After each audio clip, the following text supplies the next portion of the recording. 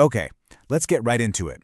If you've managed to save up $10,000, you need to stop and give yourself a serious pat on the back. You've already done something most people struggle with. But of course, that awesome achievement brings up a huge question. What now?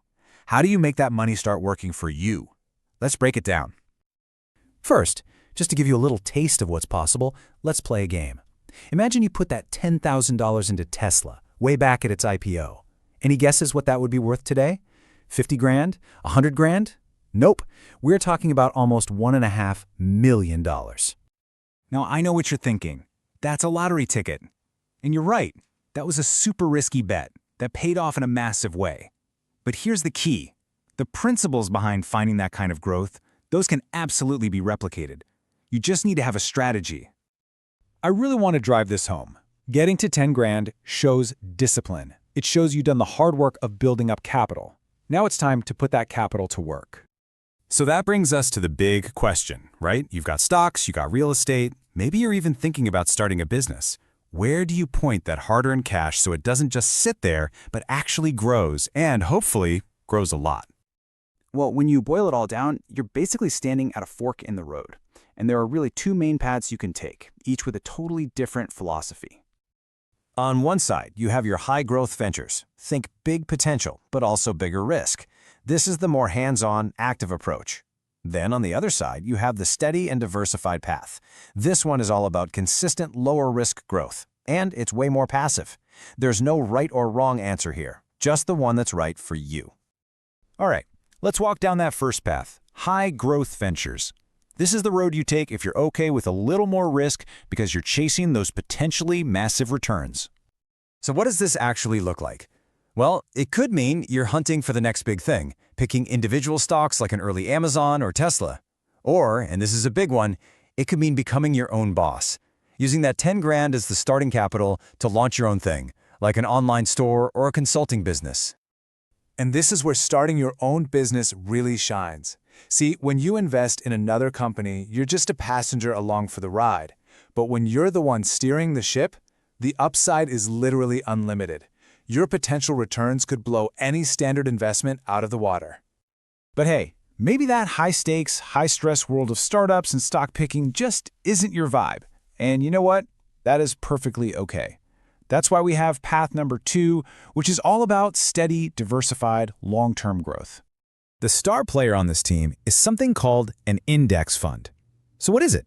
It's pretty simple, actually. It's one single investment that buys you a tiny slice of hundreds of the biggest companies out there, like the S&P 500. So instead of betting everything on one horse, you're basically betting on the entire race. And the perks of doing this? They're huge. You get to ride the general upward trend of the market over time, you pretty much eliminate the risk of one bad company wiping you out, and honestly, it's incredibly low maintenance. It is a fantastic starting point if you just want to get your money working without having to check it every 5 minutes. And here's a little pro tip to give this strategy a superpower.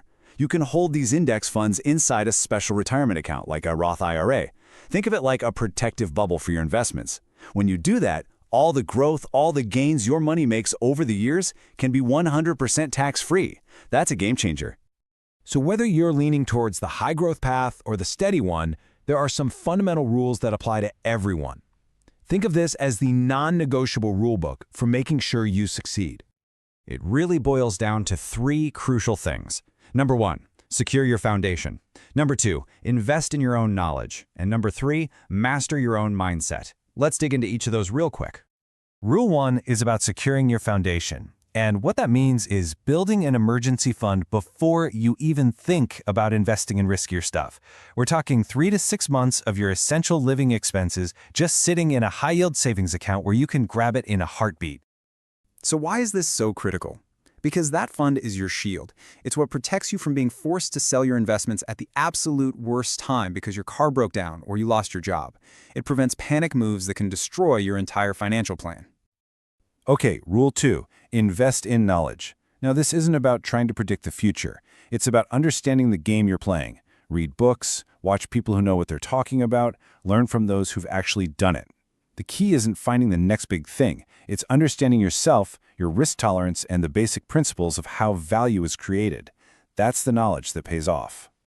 And finally, rule 3 is all about your mindset. It's inspired by the legend himself, Warren Buffett. It's about patience.